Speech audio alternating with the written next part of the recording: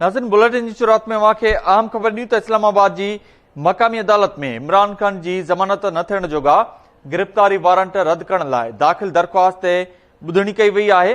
अव्हांखे ॿुधायूं त ॿुधणी दौरान इमरान ख़ान जो वकील कैसर इमाम, बैरिस्टर गौहर ऐं अली बुखारी पेश थिया आहिनि।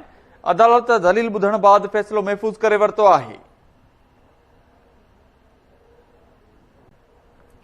इमरान ख़ान जी गिरफ़्तारी जा वारंट्स रद्द कया वञनि। वकील कैसर इमाम अदालत खे इस्तदा कई आहे।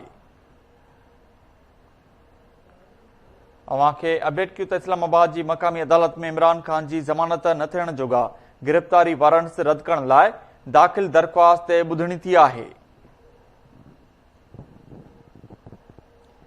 ॿुधणी दौरान इमरान ख़ान जो वकील कैसर इमाम, बैरिस्टर गौहर ऐं अली बुखारी पेश थिया आहिनि। अदालत दलील ॿुधण बाद फ़ैसिलो महफ़ूज़ करे वरितो आहे। अव्हांखे ॿुधायूं त इमरान ख़ान जी गिरफ़्तारी जा वारंट्स रद्द कया वञनि।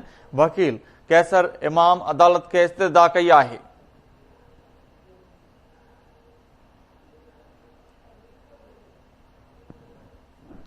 इस्लामाबाद जी मक़ामी अदालत में इमरान ख़ान जी ज़मानत न थियण जोगा गिरफ़्तारी वारंट्स रद्द करण लाइ दाख़िल दरख़्वास्त ते ॿुधणी थी आहे।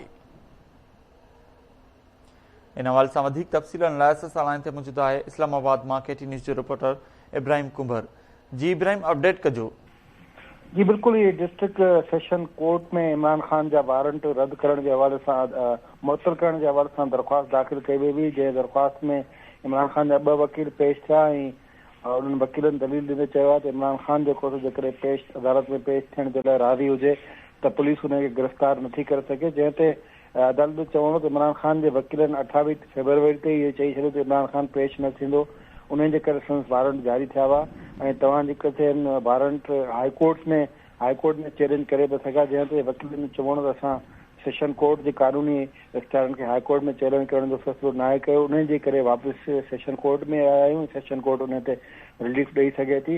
वकीलनि अदालत खां इहो पिणु सवाल कयो त इमरान ख़ान खे अदालत में पहुचण जो रस्तो ॿुधायो वञे त हू पेश थियण जे लाइ तयारु आहे। फ़िलहाल इमरान ख़ान लाहौर में ज़मान पार्क में मौजूदु आहे।